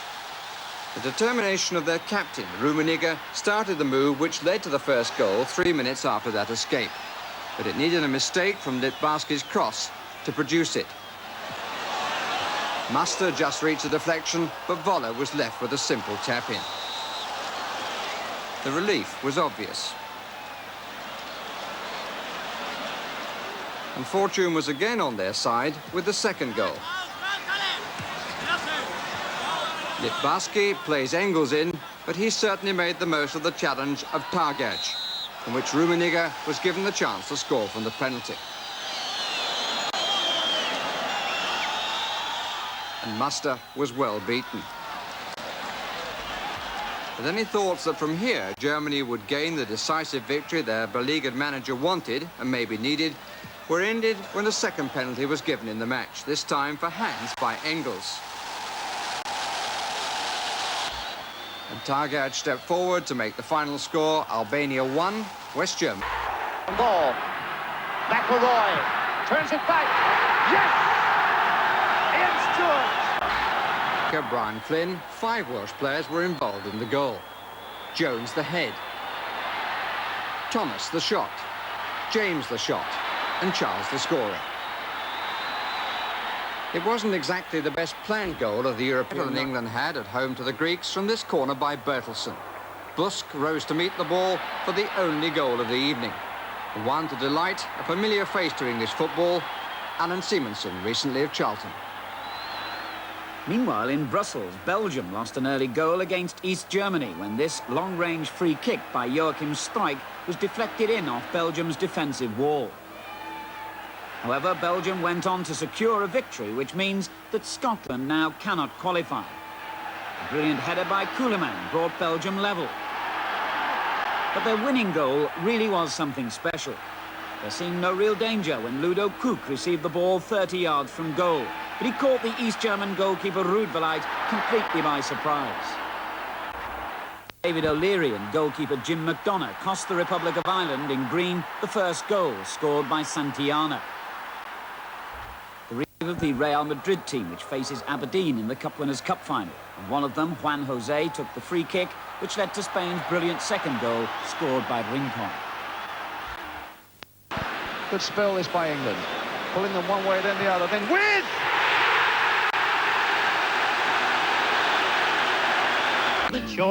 White easily swept aside a Portuguese team which recently beat West Germany. Bento, Portugal's goalkeeper, had a bad night, first being beaten by Cherenkov. Former European Player of the Year Oleg Blokin was the star of Russia's win, and here he lays on the second goal. Pushing the ball through for Baltachar, whose shot was slotted home by Rodionov.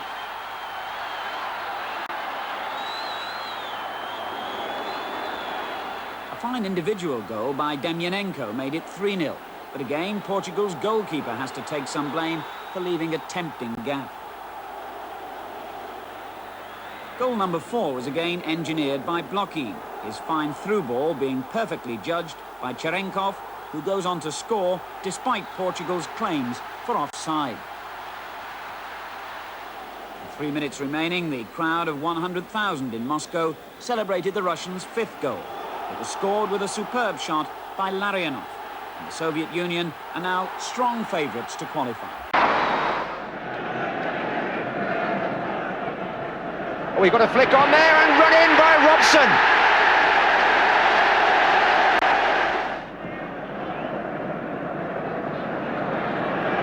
Francis. That's a good cross, and Cowans arrived. They didn't get a hold of it at all. Neil tried to pick a way through. Cowans! À Moscou. Dans le troisième groupe, les espoirs européens de l'Angleterre se sont doucement envolés devant une équipe danoise particulièrement motivée. Dès la première minute, Laudrup traverse tout le terrain et tire à côté. L'Angleterre l'a échappé belle. Mais ce n'est que partie remise. Un peu plus tard, le capitaine anglais Phil Neal arrête le ballon de la main dans la surface de réparation. C'est le penalty. Alan Simonsen, premier joueur européen en 1977, prend une belle revanche sur ses 4 mois passés en Angleterre avec l'équipe de 2e division de Charlton. Il réussit le penalty, la victoire au Danube. Alain Gerger. Italy's first win since the World Cup final. The only. Well, they're encroaching there on the 10 yards, and the referee may be entitled to show the yellow card. Just a warning. And Hoddle, brilliant. 1-0 to England, set up for him and beautifully accepted. Just the sort of chance he would relish. Defender got there in front of them. Sammy Lee. Oh, save, what a shot, and a goal. Robson, nice measured defending by England. Luther Blissett's first touch setting him down rather there, but he recovered to outpace the defender anyway. And Mariner's coming in on the far side. He's onside, and he'll leave it for Lee. Hoddle's also supporting the attack here, number 8. And Hoddle squeezing it for Mariner, and England score again. And also the bad boy of Hungarian football, whose pass split the Danish defence and allowed Sandor Kish to score the goal which salvaged England's European Championship hopes. It came after 56 minutes, largely against the run of play. Shirts took the lead through Rudi Völler just before half-time, and a large police presence in West Berlin deterred neo-fascist activators in the crowd. The only demonstration was provided by Karl-Heinz Rummenigge, who scored the second goal after 61 minutes. Rudi Völler, the Werder Bremen centre-forward, voted Player of the Year last season in West Germany, scored a spectacular third. That was from distance, but his instinct is a reminder of Gerd Müller. Uli Stüliker, playing in midfield and not as sweeper, made it 4-0. It was the Real Madrid player's first goal in 34 appearances for his country. Turkey got a goal back from a corner a minute later, the scorer Hassan. But it was the family Rummenigge who had the last word. When Stüliker was brought down inside the area there, it was Karl-Heinz who stepped forward to convert the penalty. And in the last 8 minutes, his younger brother Michael made his international debut as substitute after playing barely a dozen games for Bayern Munich. The only goal. So, will Greece prefer to help England qualify at the expense? Elkier to take on Van Bakulas, and he's got the pace. Preben Elkier. Denmark score after 16 minutes. Elkier showing well for Denmark to collect the pass from Busk. Here's Berggren, prepared to run that Van Bakulas, and Simonsen. 2-0, and the Danish players leap into the air in delight and rush to congratulate Alan Simonsen. So celebrate.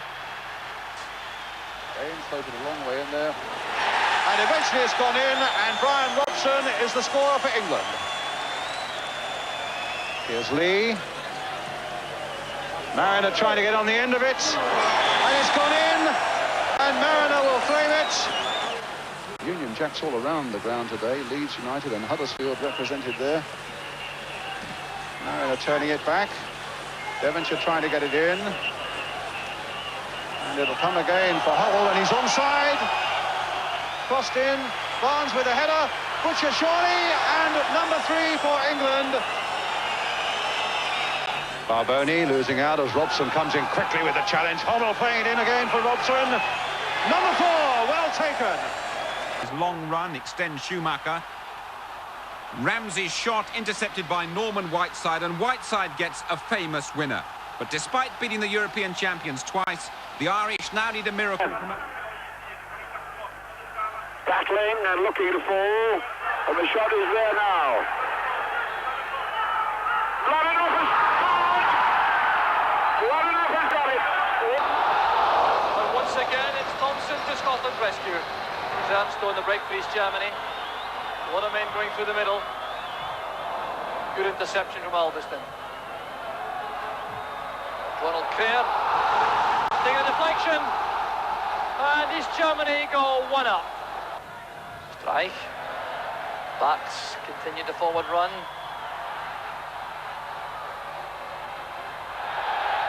No penalty. Well, appeals all around the stadium for a penalty for East Germany, waved aside by the referee. I think the replay may show that Scotland were a shade lucky there. It doesn't matter, that's the second goal. Now striking. Forced to do most of the work in deep positions, Gordon striking tonight. And of course, threat's not quite the same from there. Here's Mugabe. Chance for Bannon. And Bannon brings Scotland back. Holland to the top of Group 7. And it was a local favourite, Feyenoord's Peter Houtman, who hammered the Dutch into the lead with 26 minutes gone. 4 minutes from half-time, though, a terrible error from the bulky, veteran Dutch goalkeeper Piet Schrijvers, and Santillana heading the equaliser for Spain. The Dutch winner came in the 63rd minute, created by Gerard Vandenberg, and Ruud Gullit from 30 yards with the help of a deflection, a goal that takes Holland a large step towards the push on Zelensky. And Radar collected his second with his powerful penalty technique. Playing from the left only required a draw and took the lead through Joel Gau after 63 minutes. The Czechs, who won the European Championship in 1976 and finished third in 1980, equalised 5. The bounce of the ball very uneven. Looks like it is. Right side. 1-0 for Northern Ireland. Seeing much more of Ireland now.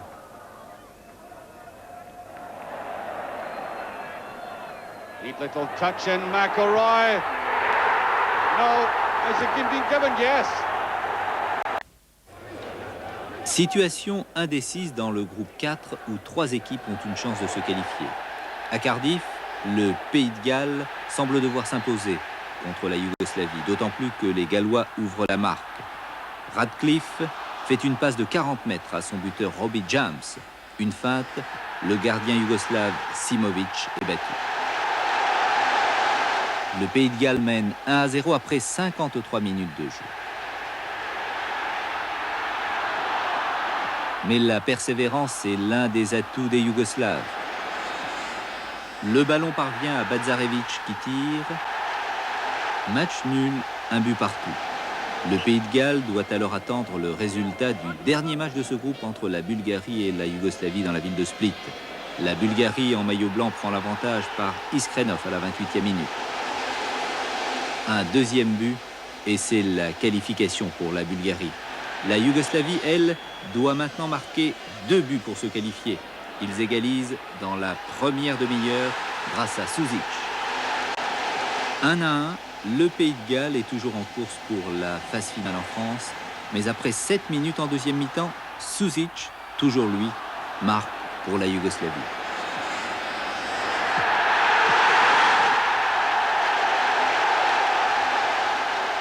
Mais un nouveau rebondissement va se produire dans ce groupe. Après 1 heure de jeu, le gardien de but yougoslave Simovic ne peut arrêter un coup franc bulgare. Dimitrov Jorge égalise pour la Bulgarie. 2-2.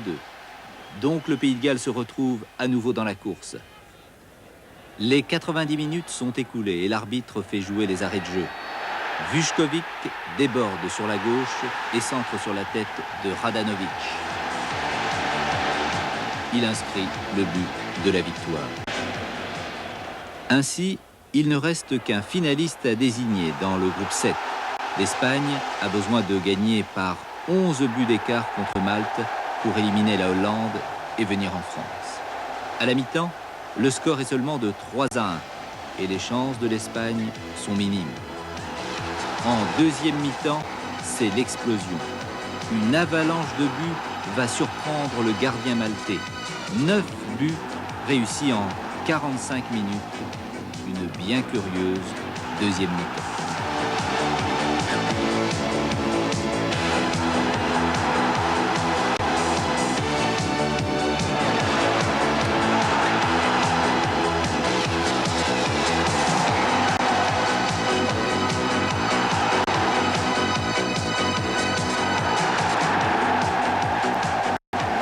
L'Espagne gagne 12-1. Donc, les 7 équipes qualifiées pour la phase finale en France sont la Belgique, le Portugal, le Danemark, la Yougoslavie, la Roumanie, l'Allemagne de l'Ouest, l'Espagne. La 8e équipe étant bien sûr la France qualifiée d'office en tant que pays organisateur. Donc, dans le groupe 1, la Belgique termine en tête devant la Suisse, l'Allemagne de l'Est et l'Écosse.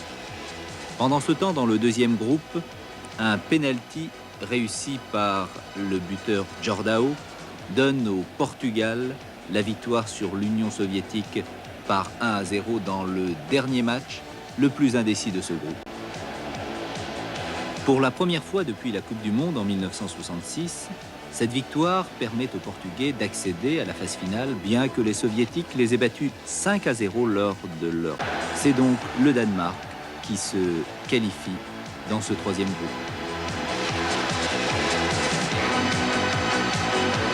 Les spectateurs à Split ne sont pas près d'oublier cette rencontre. Ainsi, la Yougoslavie se qualifie dans ce quatrième. Pendant ce temps, dans le groupe 5, l'Italie multiplie les contre-performances et ce tout de suite après son triomphe de la Coupe du Monde en 1982, ce qui permet à la Roumanie de se qualifier. La Turquie et l'Albanie.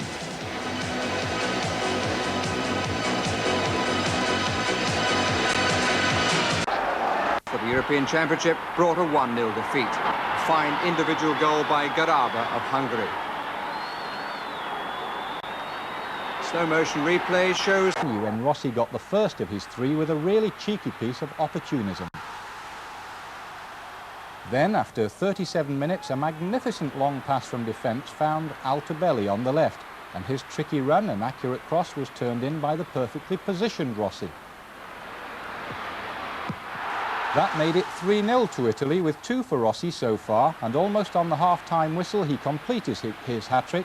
Cabrini's run and cross this time, Ferreira fumbles, and there's golden boy Paolo making it 4-0 to Italy, a scoreline that became 5-0 in the second half with Bruno Conti. Mugabe again, and Sturrock behind Charles, and Charles brings him down. Scotland have a penalty. Jeremy Charles hauling down Paul Sturrock. Cooper against Southall. Oh, just under the goalkeeper. He was bitterly disappointed having guessed the right way. Oh, it's just a little bit static. But Thomas not closely watched by Miller. And the shooting chance is Robbie James, and he can hit them. Superb equaliser. Still plenty to play for here. Make no mistake, Wales are desperately keen to win at Hampden Park. But Maurice Johnston puts them behind and adds to the remarkable saga. Dog by Butcher. Tigana going ahead of Gires. And Platini! England caught drawn towards Alain Gires, and Platini sneaked in behind Mike Duxbury.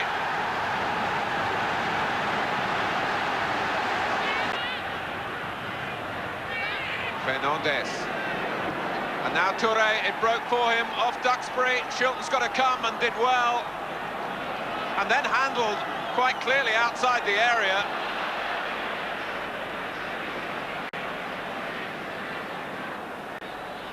Platini, 2-0. La France dispute un dernier match de préparation face à l'Angleterre à Paris. L'équipe de France est emmenée par Michel Platini, le joueur européen de l'année. Son deuxième but contre les Anglais est un modèle du genre, un coup franc qui est devenu sa spécialité dans le football européen. Les qualités évidentes de Michel Platini, renforcées par la politique de son entraîneur Michel Hidalgo, permettent à l'équipe de France de pratiquer. 1 minute. Their sweeper, Ruud Gullit, timed his run well from the back to make the extra man on the right, and his cross was headed firmly home by Wim Kieft. Kieft now plays in Italy for Pisa. And it was a second Dutch exile, René van der Heyp, who plays in Belgium for Lokeren, whose blistering shot made it 2-0 on the half hour. A fine goal, and that was the half-time score. In the second half, the Dutch scored 4 more goals and enjoyed plenty of freedom, helped by some suicidal Danish defending. It was Feyenoord's Peter Houtman who made it 3-0 after 54 minutes. Houtman's clubmate, Andre Hoekstra, was making his international debut for Holland, and he it was who stole in at the near post to score number 4. The 5th goal came from a long cross by the experienced Dutch right-back Ben Wijnstekkers. But watch out again for Houtman, who this time scores with a header. That made it 5-0. And then in the last minute, Hoekstra bounded forward again from midfield and was bundled over inside the penalty area. An obvious penalty, and it gave Van der Heijdt the chance to make it 6-0 from the penalty spot. A rewarding win for the Dutch, who played with 3 men up front rather than the usual 2. 1-0. Beaten away and pull it in by Tony. Half-time, Preben Eriksson the scorer. Eriksson on as substitute for Michael Laudrup. But Spain immediately hit back, and quite a goal it was. Look for the skill of Carlos Santillana, who bamboozles Danish keeper Rasmussen and his defenders before scoring. That made it 1-1, and more skill was involved with the goal that sent the Spanish fans home happy. It came 6 minutes later from Juan Sebor, curling his free kick beyond the reach of the rather late-moving keeper. The referee playing an advantage as Jacket helped it on. And Hughes, it's his second goal in only his second international, and Jim Platt beaten 6 minutes after coming on. Wales pulling numbers back. Here's Donaghy. O'Neill again. Whiteside. And Southall comes and didn't make it. And Jerry Armstrong got the touch. Strachan. Cooper shouting for it on the right. It's not bad, and McGee's done it and scored. 1-0 for Scotland.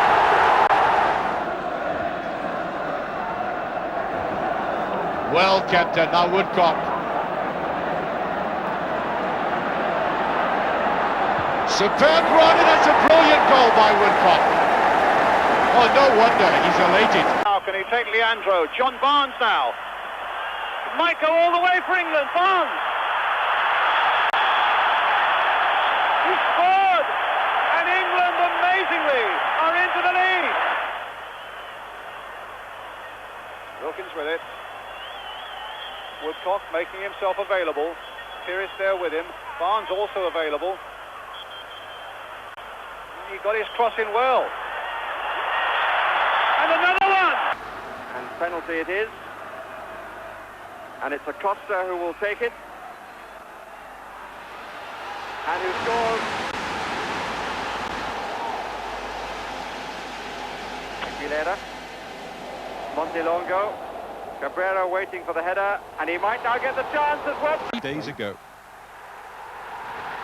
2 significant recent victories then by Yugoslav. Senior's goal there clinched it, and he and Real Madrid's Carlos Santillana are key players. Senior it was who curled in a free kick winner in a friendly against Denmark in April, and that was after a quite magnificent goal by Santillana, in which he expressed individually all the skills of which Spanish footballers are very capable. You have to look back to 1966 for Portugal's last appearance in the final stages of a major tournament. But when Jordão's penalty beat the Soviet Union last November, the football world sat up and took notice. Jordão, a slimmer version of old Portuguese favourite Eusebio, is a similar crowd pleaser. How about this volley in last week's friendly against Yugoslavia? The Portuguese completed their preparation for France with a 2-1 win against Luxembourg last Saturday. Gomes getting the first goal. Benfica's Diamantino is another important player. He's discovered a goal-scoring touch few expected from him and neatly flicked away the winner in Luxembourg. Another surprise finalist are Romania, who finished ahead of Sweden, Czechoslovakia, Italy and Cyprus to qualify. One of the most memorable moments en route for France came in Romania's last game in Group 5. The goal from Jalgau, which earned a vital point against Czechoslovakia. But it's to their Footballer of the Year, Ladislau Belloni, that Romania will really be hoping for inspired form. Belloni it was who snatched the winner against world champions Italy in another shock result. And if I had to single out one other Romanian match winner, it would be Augustin. It was his goal for Dinamo Bucharest, which ended Hamburg's reign as Europe's top club side.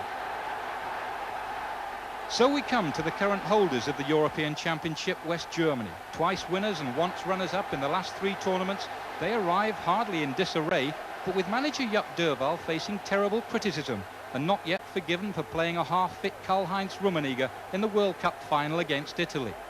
But of course Rummenigge can always win games, and as he showed against Austria last October, he's lost none of his old sharpness. Mind you, it's being suggested Germany's captain might play in a deeper role, so leaving the main striking job to Rudi Fuller. Whatever the internal problems, the Germans can't be dismissed. Their preparation is thorough, and it's included a friendly on French soil. Oh, and he's turned in, and there are 3 in the middle here for France. Briegel got a touch, and Gengini, and it's there! By Gengini for France. That 1-0 victory for France in April would have been much greater but for a quite outstanding display of goalkeeping by Harald Schumacher. Although applauding that display, the French have never really had a perfect opportunity to settle an old score. Against Chile. Then next Wednesday, live coverage of West Germany v Spain.